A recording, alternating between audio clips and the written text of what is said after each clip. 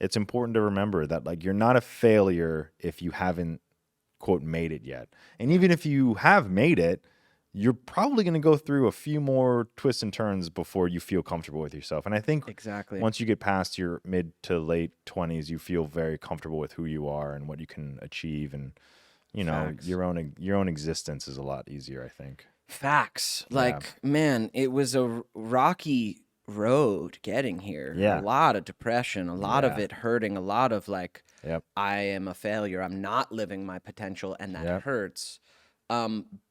But also, getting to the 30s, I am very comfortable with who I am, and I have a very healthy relationship. I mean, how old were you when Ned ended? 15. 15. Got a lot of road ahead of you there, bud. Yeah. Oh gosh. Yeah. Yeah, dude. So 15 that ended. I feel sorry. I'm not sorry for you, but I feel I empathize. I empathize with your need to succeed again. Yeah. I guess that was what it is, right? Yeah, it's like that. It's like that. Everyone already knows who I am. Shit. From this thing when I was a kid. Yeah. Yeah. That it's like I'm still going through that journey and still using meds to go through it, which is crazy, man.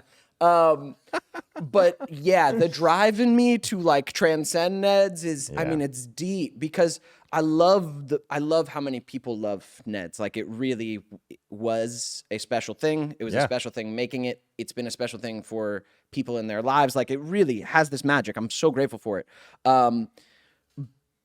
But yeah, it ended, 16 years ago or whatever. And so for people to still rightfully have that as the thing they know me from, like, there's a deep drive in me to move beyond that. Not to cast it away, not to throw it away, not to deny it, but just to transcend it, just to become more than. Well, it's important, right? It's an important part of your life. It did exist. Yeah. And it does still exist. I mean, syndication is probably great on that show, right? Yeah. Yeah. So it still is a part of, especially of probably of kids that have grown up now. Now we have kids.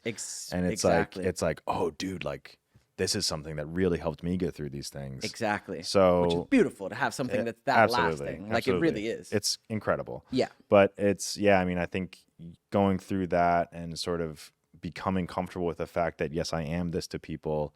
And now you are the same person, but you have so many more experiences that you can share. And I mean, I think that drive just to like keep going. I mean, kudos. Snaps all around. Thanks, friend. man. Snaps all around for Thanks, you, buddy. man. And it's led into this podcast space now, which feels like so right. I mean, like, thank goodness for my journey with Neds. Because, like, I don't know. It's just, like we talked about, like, if you just keep going, things unfold, maybe not in the ways you thought, like the specific details. I didn't see it going this way. However, the dream is still happening.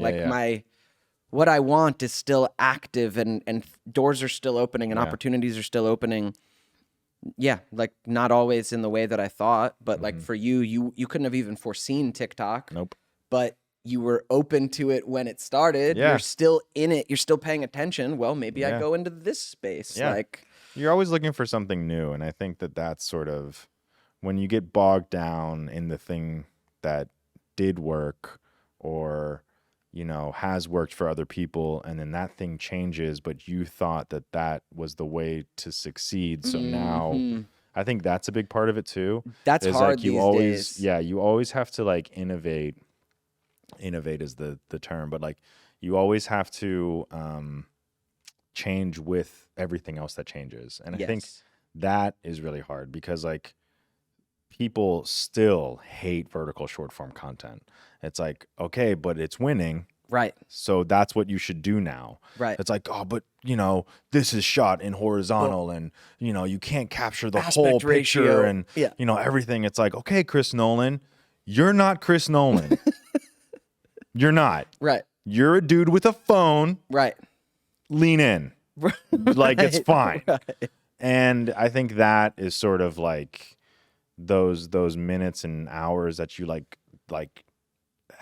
waking horrors over of, like, well, that's not what YouTube is now. And right. like, Right. I'm not, for me, that shift of like, in my heart, I'm still a YouTuber in 2006. Yeah. Right. Like Yeah. 2009, that's the YouTuber. Right. Yeah. But like, content creation isn't the same now. Nope. The market's a lot different. The technology is so different. The only reason I succeed now is because technology caught up with my ability. The easy technology caught up with my ability. Right. The reason I didn't succeed before was because I wasn't an editor. I didn't have any Photoshop skills or money or time and money to learn it. Yeah. I felt real bad about myself because it seemed like everyone else was succeeding because they had a digital camera and uploaded this thing and they seemed funnier and all these things. So then now, fast forward 15 years, I've done all these things, and now you're telling me the thing in my pocket can edit the thing I need? Thing? Yeah. That's it? Easily? Yeah. And it's intuitive, and it's like, because everyone has seen this creator economy come to pass, like, and now I can just do it that way. And I know that if I don't add graphics, it's easier to edit. I know that if I say the same thing every day and keep the script short, that it's easy to caption because people that don't turn the volume on is a huge market. And, like that, like all of those things. And so technology just caught up with my ability. And I think like that was just so crazy because for the longest time, I thought that I would have to edit in Premiere and, find out how get all these things and amazing that they succeeded at doing it. Yeah. There are some amazing content creators out there that do it every single day. Yep. But for me to like, I'm just like, dude, I don't know. Like, I think I know this is what a thumbnail looks like. Right. I am bad at a lot of that stuff. And of course, I was coming from the traditional acting side. Yep. So embracing the new social media technologies, like really felt just not what I was doing, was not my path to success. But then seeing it blow up, there was a time where like I was trying to do YouTube sort of, but I really did not have a knack for it. And then I also was this around the time like Fred was getting big and stuff? Yeah. And then I would also feel bad about myself. I would make myself, I would feel like I was wrong for not wanting to do more of it, being better at it, taking the time to learn it, because it's such a clear like, well, look at all the success people are having. Just do it, man. Learn that, do all the things. And it's like, if that's in you to do it, but it wasn't for me. But then I was feeling bad about it, and then I did this movie called Where's the Money that was with Andrew Batchelor and Logan Paul were in it. Got it. King Batchelor, Logan Paul. This was in 2016, so they were huge. Yeah, they still are, but like this was them. Well, just King like, Batch for sure. I mean, that was right around Vine. That was on all that stuff. Yes. So these are two of the biggest creators in the space, and working with them set me free, man. It was lovely because I saw how much they were working their YouTube.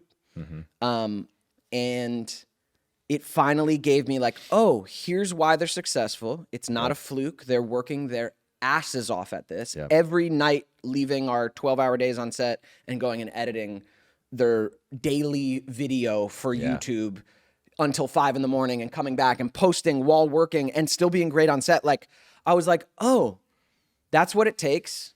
And that's not fucking me. Yeah, like exactly. I'm free. Exactly. That's not me. I'm not doing that shit. I'm free. Exactly. Like I was liberated, man. The interesting thing about, I think, succeeding in being a content creator is you need a lot of fucking energy. Yeah. So in my 30s, when I don't have that much energy, as I did when I was in my early 20s, right, to stay up to 5 a.m. to edit, to do all this stuff, to not get anything out of it, I realized, like, what's the most minimal amount of effort that I can consistently do that, like, will hopefully succeed? And that's where TikTok came in. It was this is adulthood success. What's the minimal? What's the easy thing I can do? But that like works and is really good. Yeah. But like I'm tired. Like I know I'm tired. Like I know that I have to make something every day. I also know that I don't have any editing skills, that I don't know what I'm going to post, and that it shouldn't take that much time because I have a full-time job. Right. So and a wife. And a wife. And a life. And now the baby, right? Like I need I need to make that happen. Yeah. And I was like, I'm a content creator. And then TikTok came around, like I said before, and it gave you the sound, it gave you the editing tools in the app, it gave you the font, it gave you everything. And it was like, Thank oh, goodness. sweet. Like I can do this for 15 minutes and then post it and then nothing happens. But it was just 15 minutes. So like, obviously now I'm so lucky to have like this existence where I can come and be on a podcast and, you know, go to Catalina for a day. Right. Make a show. Do all of these things. But I knew at the time it was like, I also just felt so depressed when you would work so long on something and then it didn't work. Story of my life. Yeah. Felt so bad. Oh, it feels awful. And so now, I don't know. I think being in your 30s, you just sort of like want to make sure that your time is so valuable. Yeah.